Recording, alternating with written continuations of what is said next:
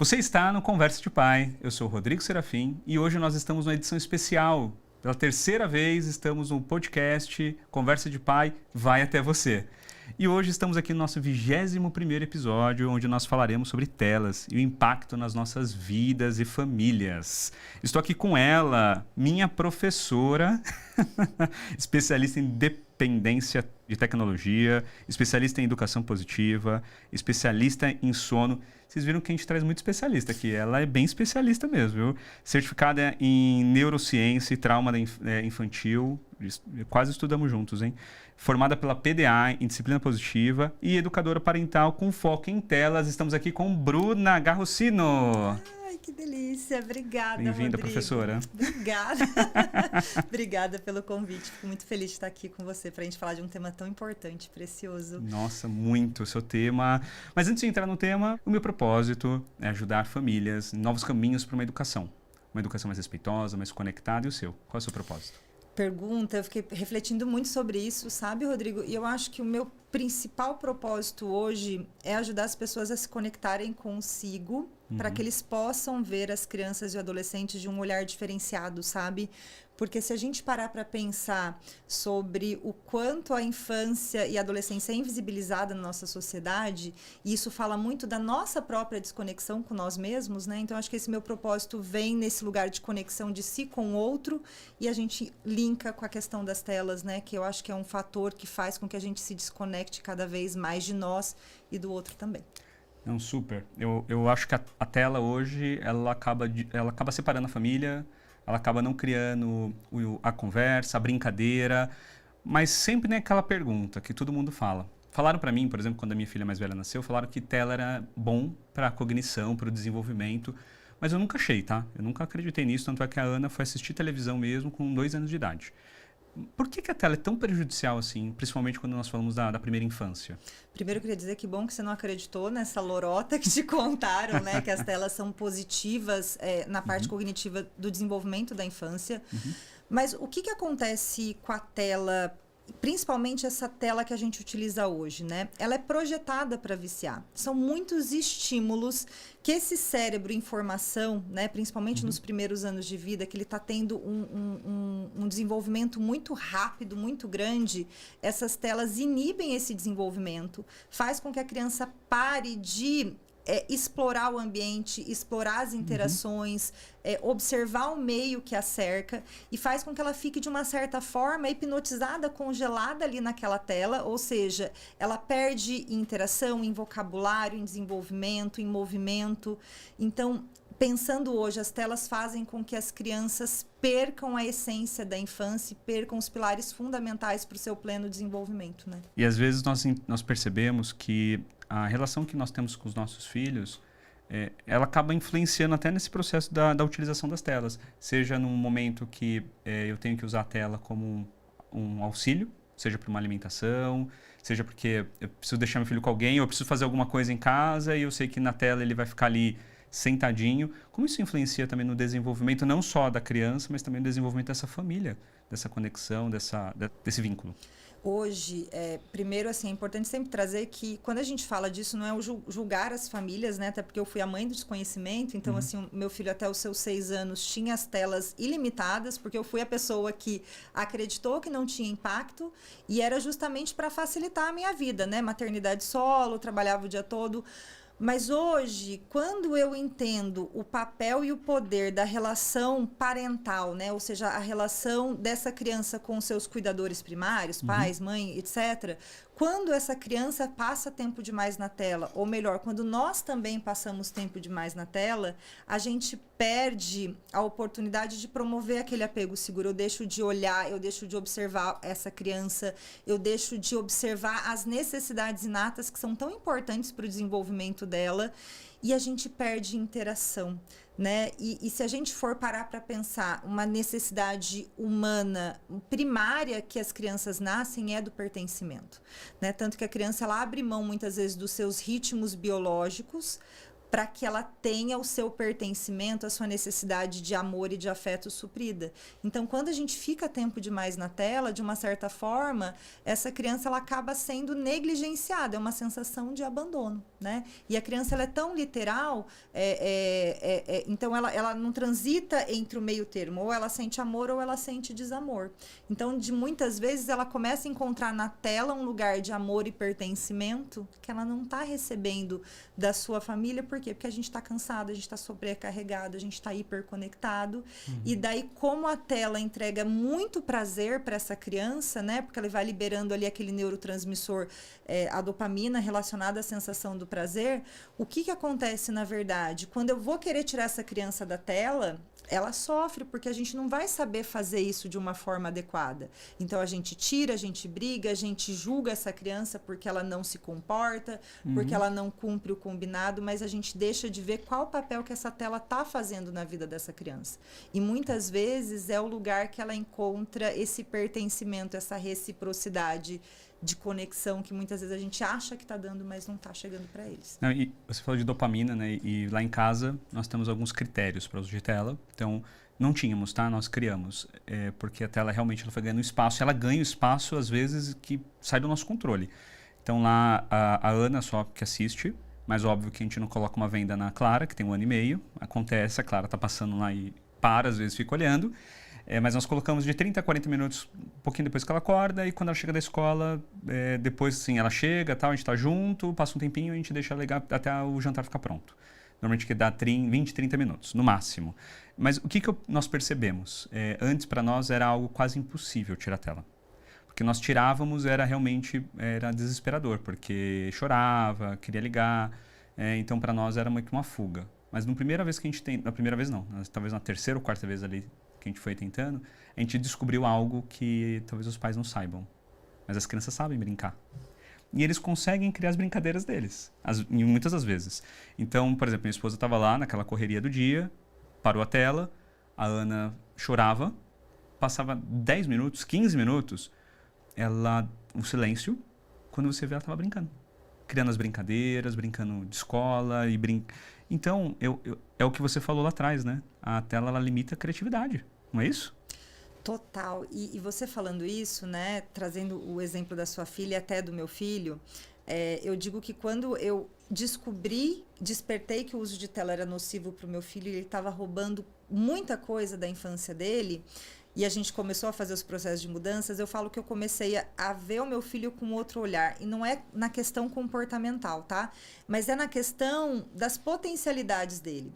E um mito, sabe, Rodrigo, que eu acho que é importante trazer para linkar nesse assunto, é que hoje nos vendem de que a gente não pode permitir o tédio para a nossa vida, para as nossas crianças. Só que o melhor amigo da criatividade é o tédio, né? Então, é o que acontecia com a Ana, né? Quando ela saía da tela, ela sentia aquele desconforto inicial. O momento do silêncio é aquele tédio. Eu tô olhando para a parede, eu tô pensando ali e, de repente, bum! Aquele mundo mágico, criativo que sempre teve dentro deles começa a aflorar. E daí eles vão criando brincadeiras, eles vão, que nem o caso do meu filho, ele tinha, na época, jogava lá no tablet um jogo que era o Red Ball, ele já jogava pouco, era limitado isso, mas a gente tirou por uma série de fatores, e daí ele começou a criar o videogame dele no papel. Então, o que ele via no jogo na época, ele criava, juntava um monte de papel ali, colava com uma fita adesiva, alguma coisa assim, e ia criando o videogame dele. Né? A gente fazia o Pac-Man na caixa de papelão, ou seja, ele começou a trazer um mundo novo do que ele tinha utilizado, de repente, até da própria tela ali, para o mundo real, prazeroso dele. E daí o mais interessante, quando a gente começa a permitir que a criança viva, que ela brinque, que ela explore, né? E compreendendo, né, o Rodrigo, que assim, a criança para brincar vai fazer barulho, vai fazer bagunça. A gente tem que se libertar disso, porque senão fica algo muito restrito para ela e daí deixa de ser prazeroso. Ela vai começar a ver um mundo tão legal que muitas vezes ela nem vai lembrar que a tela existe. Né? Provavelmente vão ter dias que a Ana nem vai pedir a tela. Né? Talvez é a gente que enraizou de, chegou da escola na hora da janta, eu vou dar a tela. Mas, de repente, quando você viu, ela tá tão entretida ali numa brincadeira que passou um tempo. Nossa, Bruna, o que foi? Tem câmera na minha casa? Você tá olhando as câmeras de casa? Porque tem dia, olha só, né? Putz, você falou um negócio muito legal agora, porque tem dia que às vezes ela chega de manhã, quando acorda, e às vezes eu estou lá, né, no escritório, tenho um escritório em casa, e ela vai lá, bate no escritório. Ultimamente eu não tenho ficado tanto lá, tenho ficado mais na rua, tudo bem. E aí ela chega, bate lá, fala, papai, você pode ficar comigo? Às vezes ela só quer ficar comigo. Aí qual é a minha pergunta às vezes? Ah, você quer assistir televisão? Pô, você quer assistir um pouco? Você falou, né? Tá enraizado na gente. E aí depois que eu tô fazendo um curso aí super especializado, para eu ser especialista também em telas. Depois a gente conta, né, desse curso. Sim. Bom, nesse curso eu aprendi alguma coisa que para mim foi assim uma chave que virou na minha cabeça. Que nós somos o exemplo. Se nós pais sempre estamos com o celular na mão, automaticamente eles querem estar com o celular na mão. Se nós queremos a televisão a todo momento ligada, eles vão querer a televisão. Se nós estamos com o livro... Bom, não preciso terminar a frase, né? Então, nós somos o maior exemplo. E uma coisa que eu aprendi com a minha professora desse universo digital para crianças, do controle de telas, sobre o minimalismo digital. Eu queria que você falasse sobre isso porque eu uso, tá? Eu estou usando. Então, meu celular fica cinza, ele fica não perturbe a partir das 8 horas da noite, então eu não vejo mais nenhuma notificação. Eu tenho um relógio, mas o relógio para também de receber notificação, ele funciona só como um relógio. E ele funciona como relógio às vezes. Realmente ele funciona. Não é só um negócio que fica avisando que tem notificação. O quanto a gente tem que trazer a consciência para os pais do uso de tecnologia ou de telas desses pais, com relação ao impacto que isso traz para as crianças. Rodrigo, você trouxe, eu acho que é uma base muito importante quando a gente quer mudar os hábitos digitais dos nossos filhos e repensar esse hábito digital. É isso, somos espelhos, né? Somos referências para os nossos filhos. A neurociência fala desse neurônio espelho, inclusive. Então é isso, se a criança te vê o tempo todo com o celular na mão. Tem até uma pesquisa antiga que ouviram crianças do programa de Etica no Paraná e 56% das crianças queriam ser um celular, né? E daí a gente vai refletindo, por que ele quer ser um celular? Por quê? Porque o pai e a mãe estão o tempo todo ali. Porque ele não briga com o celular. Os olhinhos do papai e da mamãe brilham quando estão no celular, né? Muitas vezes o filho chega para chamar o pai e a mãe. Olha, filho, olha, mamãe, papai, eu estou fazendo isso, olha, olha.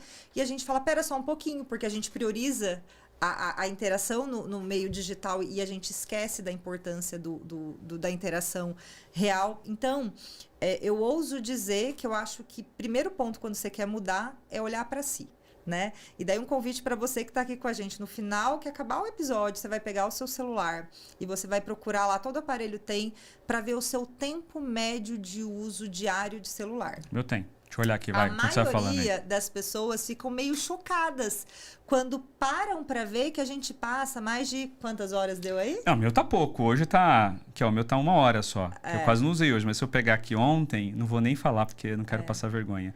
Ele tem gráficos, ó. Sim. Bom, 23 horas aí nos últimos 4... Ixi, não.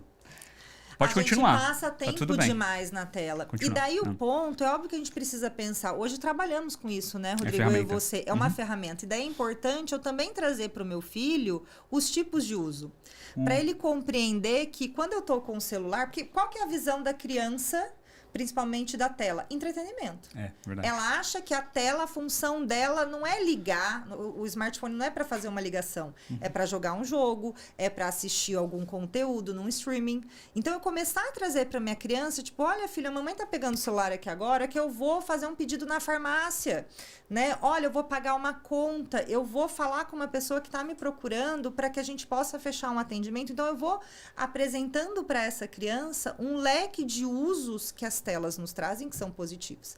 Mas daí, para além disso, né, que esse termo tão interessante que é o minimalismo digital, que eu gosto de resumir que ele é uma forma da gente usar a tecnologia com mais propósito.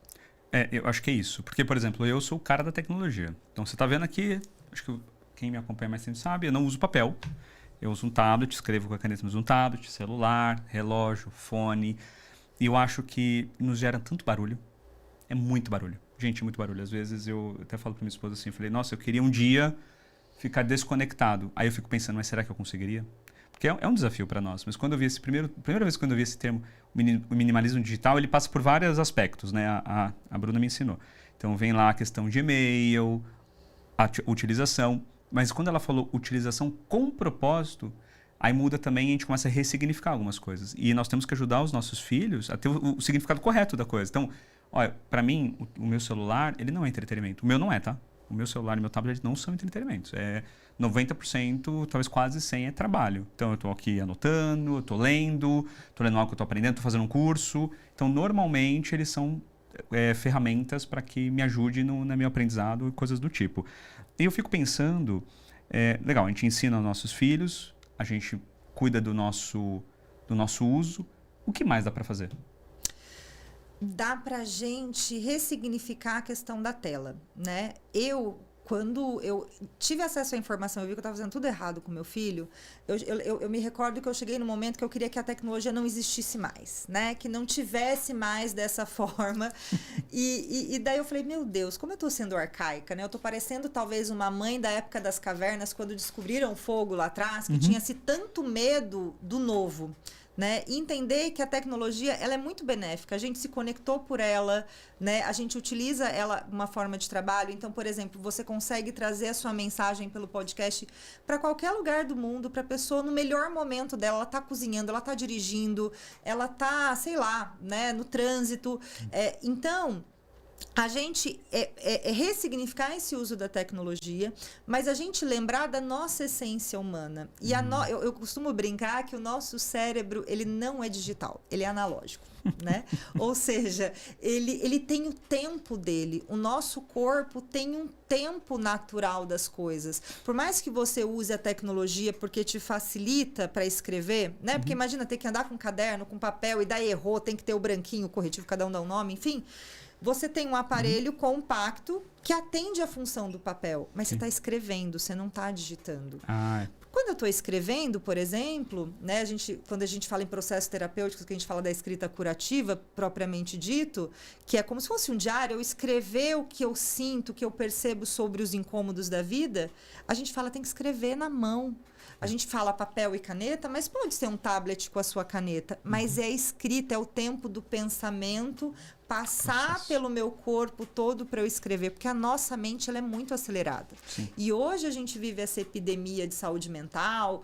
Crianças sofrendo de ansiedade, por quê? Porque a gente está utilizando de uma forma negativa a tela, porque tudo é instantâneo, tudo é imediato. Né? E a gente voltar a ressignificar esse nosso tempo natural das coisas, né? Então, por exemplo, eu mandei uma mensagem para o Rodrigo, eu estou entendendo que se eu estou mandando a mensagem, ele vai me responder no melhor tempo dele, não é uma coisa instantânea, eu não estou falando com um robô, eu estou falando com um ser humano que escolheu responder na hora certa. Mas é você, né? Mas tem muita gente que manda... Sim. Oi, liga, oi, liga... Ainda mais para mim, que demora um pouquinho. Quem me acompanha aí sabe que às vezes demora um pouquinho. Mas assim, deixa eu te falar uma coisa que você falou, nossa, você falou um negócio aqui que bateu em mim aqui agora. Tinha uma coisa que estava acontecendo em casa e isso começou a me dar comecei a ficar extremamente preocupado. A Ana, ela pegava o controle, ela já sabia ligar a televisão, já sabia fazer tudo. Lá em casa tem um monte de controle, porque eu tenho um monte de coisa lá. Então ela sabia ligar a televisão e ela começava a ficar, às vezes, mais tempo procurando o que assistir do que assistindo. Aí eu cheguei pra minha esposa e falei pra Mayara, eu tô preocupado com esse processo. Você percebeu que ela não fica mais, ela nem assiste, ela tá agora fazendo um processo de busca, então ela tá criando uma ansiedade em querer algo, ficar buscando algo, aí fica vendo os trailers e fica procurando, eu falei, tem alguma coisa estranha aí. Foi aí que deu estralo na gente, falou, para, agora, aí o que eu fiz? Eu tirei a bateria do controle. Então hoje só dá pra mexer na televisão da minha sala com o celular, esse é o jeito. E só eu e a Mayara conseguimos mexer na televisão da sala. Então, foi um jeito que nós criamos, eu acho que são coisas assim. E uma outra coisa que eu percebi, tá, Bruna? Agora eu vou trazer uma outra coisa que você me falou também já no passado, que é sobre quando nós estamos com mais tempo para os nossos filhos. Falamos do tédio, que eles aprendem a brincar, tem o nosso processo do tédio também. A gente sente e brinca com eles. Então, a gente percebeu que a gente começou a brincar mais com ela. Mas o que eu faço?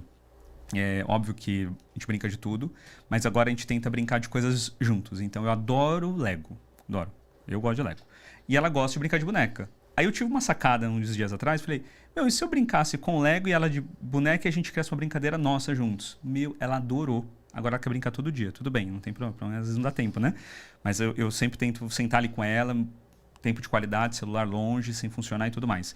Porque eu percebi que esse tempo de tela que eu estou me dando também está sendo importante para ela. Então, acho que essa conexão da tela com esse movimento de uma parentalidade, vou usar esse nome difícil, né? Parentalidade mais consciente, que tantos falam, né? A Mari veio 2 semanas atrás, no episódio dela, ela falou muito sobre você ter uma parentalidade consciente. Acho que esse é o processo, né? Acho que é o caminho que você defende muito. Menos tela, mais consciência, mais tempo. Total. Quando a gente começa a refletir sobre a nossa natureza humana, né, sobre o desenho original do ser humano, mais uma vez a gente volta naquele lugar do amor e do pertencimento. A gente vive um mundo muito acelerado. E as prioridades, a gente acaba dando prioridades, Rodrigo, para várias esferas da nossa vida que lá na frente vão fazer pouca diferença na nossa construção como indivíduo. Tem uma frase do Piaget que me toca muito. Ah, meu Deus, Piaget. E tá me tocando muito porque meu filho tá com 9 e que ele fala, né, que eu, mãe, vou ser a pessoa favorita do Natan pelos primeiros 10 anos de vida dele. É verdade. Naturalmente, ele vai começar a ir para o mundo, ter novas interações, novos amores, novos lugares de pertencimento que ele vai buscar. E o que vai fazer eu continuar viva e pulsante dentro dele, e o que vai fazer com que ele continue querendo ter eu próxima, mesmo talvez distante, é o que eu vou construir na infância. Quando eu pergunto para o meu filho, Rodrigo, qual é a forma que ele mais se sente amado, todas as vezes ele diz, quando você senta e brinca comigo. Então, até bonito isso que você fala, né? Por exemplo, você gosta muito de Lego. Você não teve uma base na sua infância de brincar com boneca, né? Mas você uniu os dois mundos. Você está permitindo que a sua filha brinque com o que ela mais gosta. Você está brincando com o Lego, que é algo que é mais fácil e fluido para vocês. E vocês estão criando um novo universo. Olha que mágico. Cara, a boneca tá indo pro mundo do Lego. Daqui a pouco você tá brincando com a boneca e ela tá construindo um negócio no Lego. Isso acontece às vezes, né? Então, entender que esse estar junto e essa conexão é o que vai nutrir os nossos filhos ao longo da vida. E quando a gente fala na questão da tela, né? Mais uma vez, que eu sempre convido as famílias que me procuram a pensar, qual é o papel que a tela tá ocupando na vida do seu filho?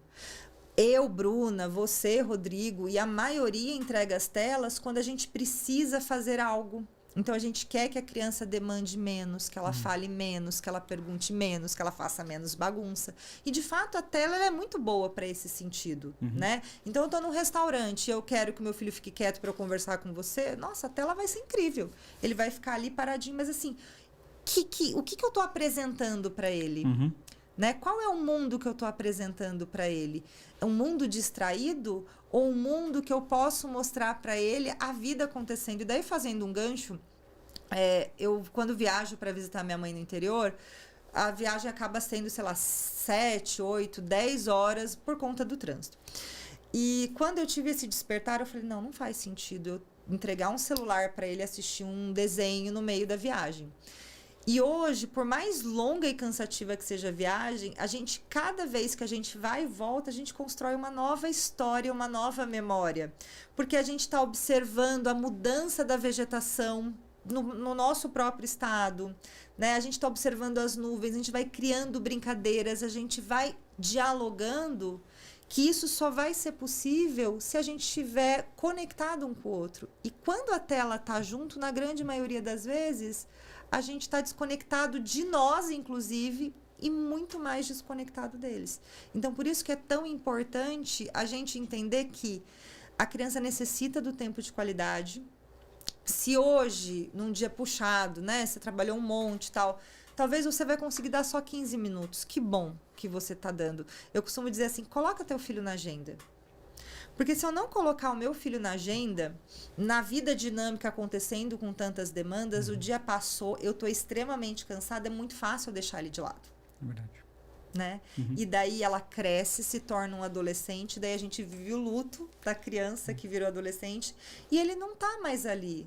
Mas daí é pegar a gente que é da década do século passado, né? Tinha as fitas que a gente rebobinava a fita para ver lá desde o início. E olha essa história desde o início. O quanto você estava ali? O quanto você priorizou estar com o seu filho?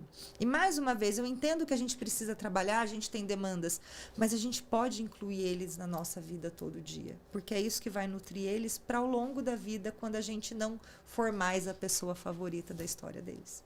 Ai, meu Deus, eu sempre você. Não fala isso. mas eu já vi essa frase do Piangers e falou comigo. Ali eu falei, uau, que frase assim, incrível. E essa frase, ela mexe com a gente, principalmente quando a gente coloca no nosso dia a dia. E tem uma outra frase, uma história, eu ouvi do Murilo Gun, já falei aqui em outros episódios, vou repetir, porque acho que ela vai conectar muito com o que nós estamos falando agora. Ele mostra ali uma cena e um professor dele, ele conversando com o professor, indo embora, e ele fala, tchau, professor. O professor dele fala pro Murilo Gun, você conhece o Murilo Gun? Sim. Ele falou pro Murilo Gun, vai de ré. Aí o Murilo, como assim vai de ré? Aí o professor dele falou, porque quando você tá de ré, você faz alguma outra coisa se não é dirigir de ré? Ah, faz sentido. Aí na hora que eu li, eu falei, cara, faz muito sentido. Porque você não pega o celular quando você tá dando ré no carro. Você pega. Mas quando você tá andando às vezes na estrada, você dá umas olhadinhas, eu dou. Então não conta pra ninguém. Não mais. Não mais. Ah, você é meu exemplo. É a professora. Então assim, e às vezes esse ir de ré que ele fala é a presença. Essa presença 100% presente. É difícil, gente. Com tanto ruído que a gente tem hoje, tanto barulho que nós temos hoje, sim, é muito difícil. Mas você falou, né, de a gente priorizar. Esses dias eu escrevi lá no Instagram, eu falei, mudando as prioridades. Aí uma amiga nossa, Mari Furtado, escreveu assim pra mim, prioridade, não prioridades. Porque se é prioridades, não é prioridade. É uma. E as minhas filhas, elas são a minha prioridade. Elas são. A minha família. Então, eu tenho lá minhas regras, que o meu primeiro pilar é saúde. Porque se eu não tenho saúde, eu não faço nada. Segundo, é minha família. E é inegociável. Tudo bem. Eu vou chegar tarde em casa? Tudo bem. Tá dentro do meu dia a dia. Mas eu sempre falo o seguinte, eu vou dar banho nelas. Eu estarei com elas quando elas irem dormir. Isso é uma regra para mim. Só não faço isso se eu estou viajando.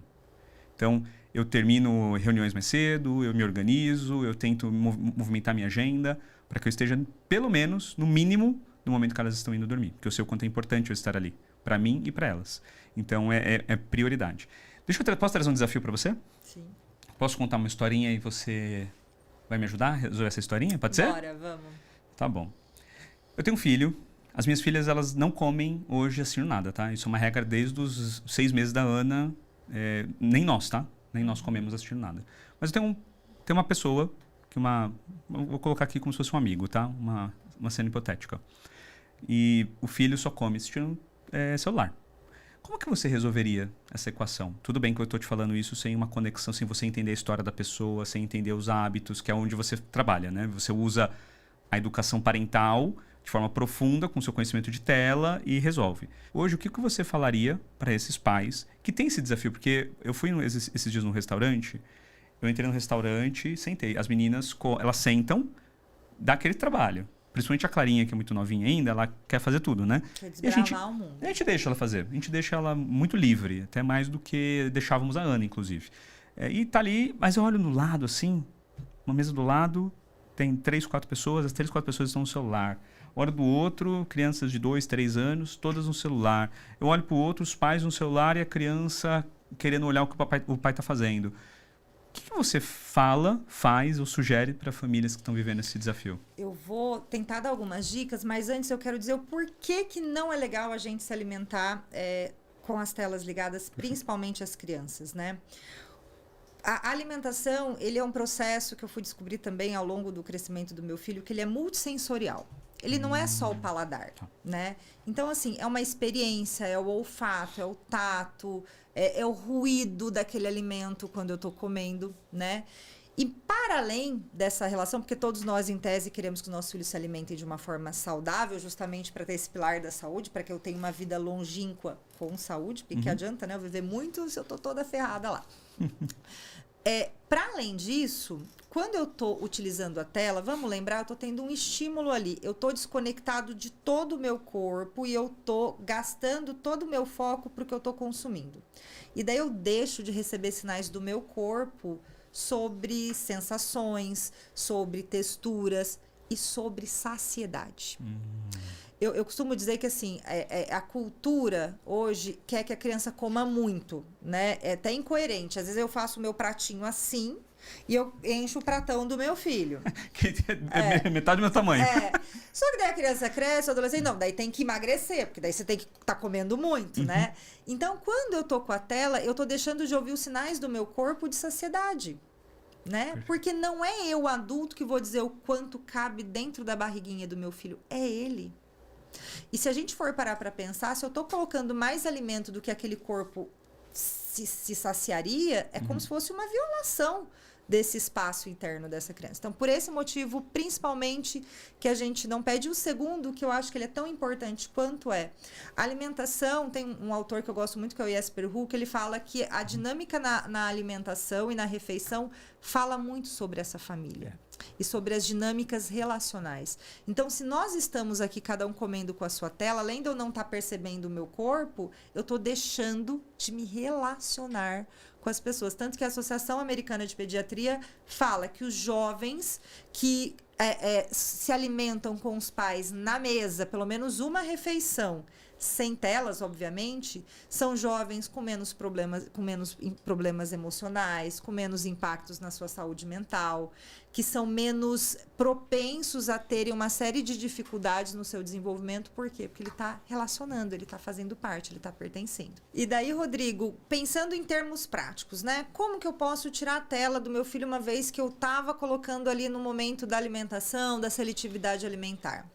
Primeiro, conversar com a sua criança, independente da idade, e explicar o motivo do porquê das mudanças, né? Filho, olha, mamãe ficou sabendo, papai tá sabendo que não é legal a gente se alimentar com a tela ligada. Eu acho que a gente tá perdendo na nossa conexão, no momento da gente estar junto. Então, eu quero sua ajuda, sempre trazer a criança junto, para que a gente possa fazer essa mudança. Então, a partir de hoje, a gente não vai mais ligar as telas no momento da refeição.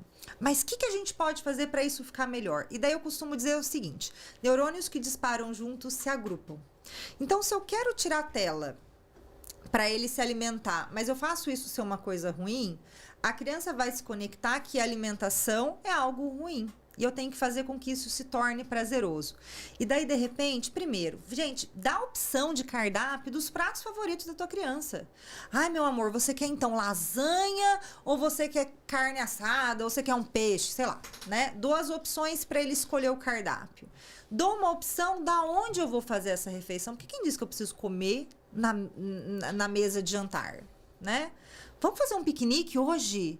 Eu brinco que uma vez eu aluguei para o meu filho, no aniversário dele, uma cama elástica. A gente ficou a semana inteira fazendo todas as refeições na cama elástica. Que divertido. Né? E é isso, o importante é a gente estar junto, a gente estar se alimentando. Então, de repente, falar, vamos então hoje fazer um piquenique ali fora. Ou quem mora num prédio, vamos fazer então hoje na sacada. A gente faz, né? Vamos trazer todo mundo. Quem que você quer convidar hoje para o jantar, amor? Olha, eu vou chamar o Homem-Aranha. Não, vamos chamar o Bluey. Enfim, trazer esse ambiente de uma forma mais leve. E principalmente entender que é natural a criança não gostar. Não quer dizer que vai ser um arco-íris dourado, né, purpurinado, todo lindo, que vai ser fluido, porque é natural ela sentir desconforto. Mas quando eu entendo a importância de mudar e eu entendo que fui eu que entreguei a tela para a criança comer, eu vou assumir o meu papel de adulto responsivo e não vou culpar essa criança. Então, eu vou acolher a frustração, eu vou dizer, filho, eu sei que é difícil, né, amor? Desculpa, a mamãe não sabia disso, mas, o que a gente pode fazer para que isso fique melhor? Né? E daí ter essa constância. E o que eu vejo nas famílias que eu atendo e dos alunos do meu curso é que é lindo esse poder de mudança. Né? Então, assim, vou trazer os amigos para comer, vamos fazer uma bagunça, vamos pôr uma música, mas vamos transformar esse ambiente de uma forma leve e prazerosa para que ele se reconecte com ele, com o corpo dele nessa interação familiar. Nossa, você falou algumas coisas que eu faço. O momento da comida a gente já flexibiliza bastante lá em casa. Então, flexibiliza no sentido de aonde vai comer. Então, esse negócio da mesa deixa um pouco de ser tabu. O importante é a gente estar junto. A gente sempre brinca, Better Together, que é a minha tatuagem, inclusive, é melhor estarmos juntos. Então, vamos comer hoje no chão? Vamos encher o colchão de ar? O colchão que eu tenho lá. Colocar na sacada e comer no colchão, olhando a rua, vendo o que está acontecendo na rua. Então, a gente cria os cenários. E eu faço isso muito pro banho. Lá em casa, o desafio é o banho. Porque não quer, está cansada, final do dia, elas tomam banho no final do dia. Então, eu comecei a fazer isso. Tá, o que pode ser mais divertido, então, no banho? Ah, vamos brincar de cabeleireiro?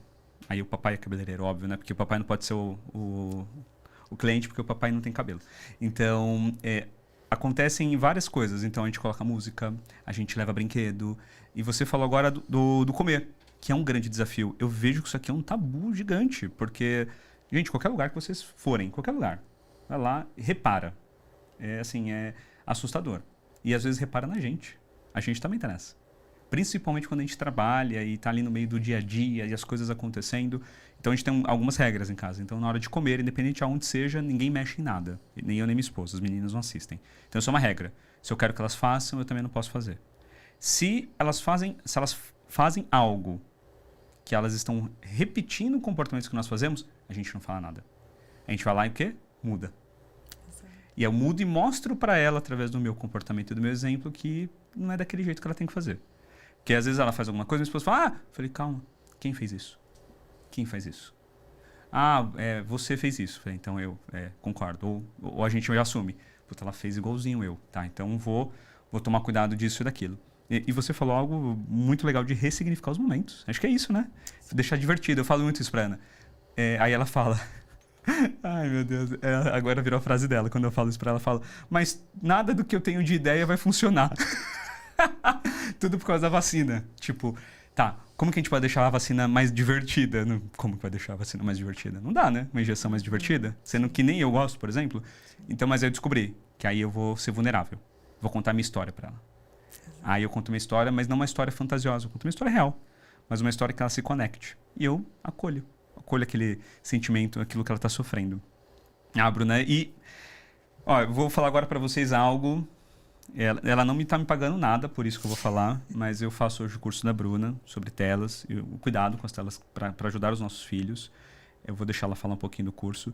Mas, gente, o quanto é importante a gente buscar o conhecimento. Enquanto nós não sabemos ou não conhecemos, isso não existe. A partir do momento que a gente começa a entender, então, por exemplo, vou dar um spoilers. Posso? Primeira parte do curso dela, ela fala sobre os impactos da tela na vida da criança. É assustador. Mas ela não vai trazer falando, veja bem, porque é ruim. Não, ela vai trazer números, vai trazer dados, vai trazer questões científicas, vai trazer estudos científicos. É muito profundo. Você fica meio horrorizado, você fala, meu Deus, eu quase fui lá quebrar a televisão no momento que eu assisti essa primeira aula, esse primeiro módulo dela. Mas depois, no segundo, ela traz uma outra visão. Ela fala, gente, a gente usa mesmo. A gente é o exemplo. Né? Então, a gente tem que controlar a gente. Nós temos que nos controlar. E existe um uso também das telas. Mas, assim, o que eu sempre gosto de dizer é, a gente tem que buscar o conhecimento. A Mari Martinson veio aqui há 2 episódios atrás. Ela falou muito sobre o autoconhecimento. A gente falou até sobre essa questão da consciência, o nível de consciência.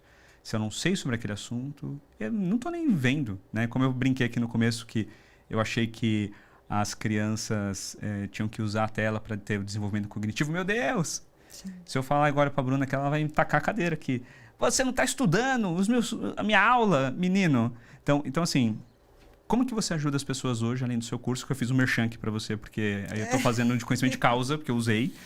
Mas como mais você ajuda as pessoas hoje?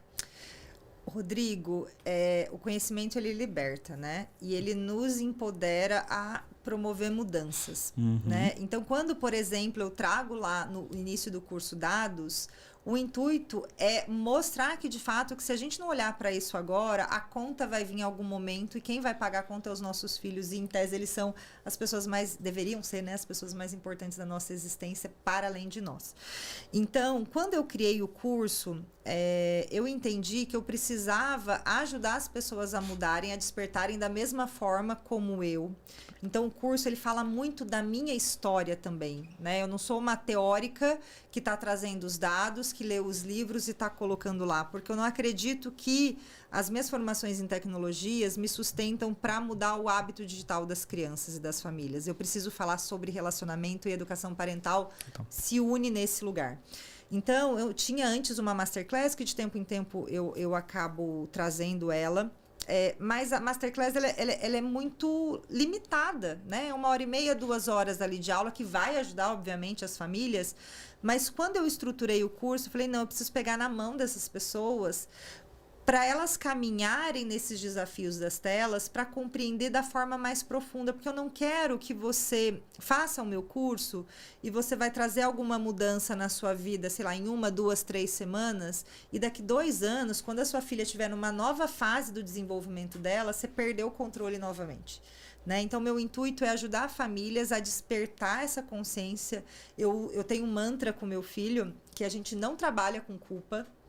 Né? Então, eu sei que muitos pais, quando têm acesso aos meus conteúdos, podem se sentir culpados da mesma forma que eu me senti, mas o intuito é ressignificar a culpa, entender que é um convite para o despertar. E é o que você falou, né? A partir do momento que eu tenho conhecimento, eu tenho escolha de fazer diferente. E o meu intuito é justamente ajudar as pessoas a caminharem num lugar de um uso consciente e seguro, né? Porque a tecnologia vai fazer parte, né? Qual vai ser a profissão dos nossos filhos? Muito provavelmente vai estar atrelado a algo tecnológico, mas a ajudá-los a crescerem e florescerem nessa era digital e não adoecer, como é o que a gente está vendo, infelizmente, com as crianças e os jovens. Então, eu ajudo famílias através do meu curso, que eu tenho a honra de ter você como aluno, e fico muito feliz de ver que está fazendo sentido para você, e ele está ali justamente para que a gente se conecte e ande de mãos dadas. E, além disso, a gente também oferece atendimentos parentais de uma forma geral, porque a tela, às vezes, é o desafio que te traz a mim. Mas, mais uma vez, quando a gente começa a tirar o zoom daquela foto, daquela imagem, a gente vai ampliando, né? A gente vai tirando esse foco e vai abrindo, a gente vai vendo que tem uma história de vida e a gente precisa olhar para essa história de vida para fazer mudanças mais efetivas. Por isso que eu não vou trabalhar com passo a passo, com ferramentas perfeitas, porque cada família é única, cada história é única. E eu preciso ajudar essas famílias a se reconectarem, que é aí o meu propósito, né? Se reconectarem com si para poderem se abrir para se conectar com seus filhos. Aqui a gente só fala de propósito, vocês perceberam, né? Você sabe que no 20º episódio que veio a Paula Carvalho aqui falar com a gente, ela falou muito de saúde social conectada à saúde emocional. E eu percebo que você também está trazendo isso. Você só não usou os nomes, porque você falou do distanciamento que a tela causa, né, talvez da falta de conexão da família. Por isso que é importante essa conexão entre esse conhecimento tecnológico com esse conhecimento de educação parental. Porque nós estamos falando realmente de relações, de conexão, de vínculo. Muito legal. Gostei. Anotei, aprendi muito com você hoje. Vamos chegando aqui no final. Eu tenho 2 perguntinhas finais que eu faço para todos os convidados aqui no podcast. Todo mundo fica ansioso em querer saber. Se você tivesse o poder de mudar o mundo, o seu mundo, qual seria essa mudança? É o seu universo, tá? Não precisa... O que você mudaria? Olha, vem muita coisa, mas eu acho que eu mudaria... Espera. Que não existisse televisão. Não, tô brincando. Eu acho que assim, eu vou fugir da tela, porque eu acho que se a gente pensar num outro lugar, a gente não teria tanto problema com a tela hoje. Concordo. Que é a gente mudar, voltar lá atrás e mudar o lugar e os espaços que a gente dá para a infância. Porque a infância, ele é o chão que a gente vai pisar a vida toda. Né? Eu tenho uma professora, que eu acho que a sua professora também, a Lívia Praieiro, e ela fala, né, pensando numa engenharia, num prédio, a infância é a estrutura que vai segurar esse prédio ao longo da vida, né? Então, eu mudaria a visão que o mundo tem e dá para a criança. Eu colocaria as crianças como nossos mestres e eu viveria num mundo centrado na criança. E centrado não é no lugar de fazer tudo o que ela quer, porque o nosso papel é ser responsivo, mas é ser amoroso e ser empático, a gente reaprender com a criança. Porque a criança, ela é amor, ela é exploração, ela é encantamento. A criança que não tem a tela, por exemplo, né, a sua filhinha aí que, né, que nem você falou, você não proíbe ali, mas assim, você vê como ela está conectada com aqui agora. Você vai num parquezinho, ela vai ver uma trilhazinha de formiga, ela é capaz de ficar horas observando. Então, que a gente dê esse lugar para as crianças como protagonistas e que a gente se permita aprender com elas. Eu acho que muitos males do mundo seriam diferentes e provavelmente o nosso problema de telas também. Nossa, uma grande mudança no mundo. Gostei. Eu vou para esse mundo aí, viu? Vamos junto. E para a gente fechar aqui hoje, o que é família para você? Olha, família, ela é aonde os corações se conectam, sabe? Durante muito tempo, né, a gente tem a visão da família, do transgeracional, do sanguíneo. E ao longo da vida eu fui percebendo que a família é aonde o meu coração se conecta com o outro. E hoje eu tenho a honra de dizer que eu tenho amigos que são a minha família. Eu tenho a minha família de origem, obviamente, mas a minha família é onde o meu coração se conecta. Então, começa com meu filho e de todos os lugares que vão se conectando com o nosso coração pulsante e respeita e enxerga quem nós somos, como somos, sem condicionalidade, sem mudança, sabe? Nossa, que lindo. Gostei. Parabéns. Obrigada. Adorei. Eu não tinha ouvido isso aqui ainda, hein? 21º episódio. Cada episódio é uma novidade. Alguns se repetem. Mas eu percebo que eles se repetem muito do coração e daquilo que as pessoas vivenciam. Agora, onde os corações se conectam, eu acho que foi... Gostei. Parabéns. Estamos chegando aqui ao final desse podcast, mas antes de finalizar, quero te trazer aqui uma lembrancinha. Nossa, é um projeto que eu estou envolvido junto com o Reeducando com Afeto. Ai, adorei. É um jogo da memória para ensinar as crianças a falarem sobre emoção. Então, vai ter várias emoções, inclusive todas as emoções, né? Porque não existem emoções boas ou ruins. Existem aquelas que talvez a gente tenha que aprender a lidar e aquelas que a gente já convive que são alegre, feliz, mas esse ansioso, triste, o raiva, né? O raivoso e outras emoções aí. E é um projeto que estamos aí fazendo um trabalho em conjunto com o pessoal da Reeducando com Afeto. Gente, eu adorei. E assim, eu falo, sabe, Rodrigo, que eu desperto as famílias para olhar a questão do digital, mas eu não tenho que tirar a tela, eu tenho que oferecer um mundo novo para essa criança. E eu incentivo muito a leitura e jogos, né? Jogos de tabuleiro, jogos de carteado. E com certeza, eu tenho certeza que eu vou amar, porque a gente está falando sobre as emoções e justamente todas elas são importantes para o nosso desenvolvimento e a gente tem que tirar esse tabu, né, de emoção boa ou emoção ruim, e com certeza eu vou adorar e vou indicar para os meus alunos e para todos que estão aqui com a gente. Emoção é emoção, correto? Emoção é emoção. A gente tem que sentir e ensinar os nossos filhos a lidar com cada uma delas. Isso. Vamos ficando por aqui. Antes de finalizar, deixa eu falar um pouquinho da nossa plataforma digital, a Celuz. Se você não conhece ainda, vai lá, www.celuz.com.br. Nessa plataforma nós ajudamos pais, educadores, cuidadores, em trilhar novos caminhos para uma parentalidade com mais respeito, com mais vínculo, com mais conexão. Quem sabe a Bruna estará lá também, quem sabe, se ela topar. Já tô com roupa de ir. Assim que eu gosto. Gente, então ficamos por aqui, mais um episódio. Agradeço a Bruna por estar aqui, agradeço você que ficou até o final. Vamos encerrando e semana que vem tem mais. Obrigada. Ai, que delícia!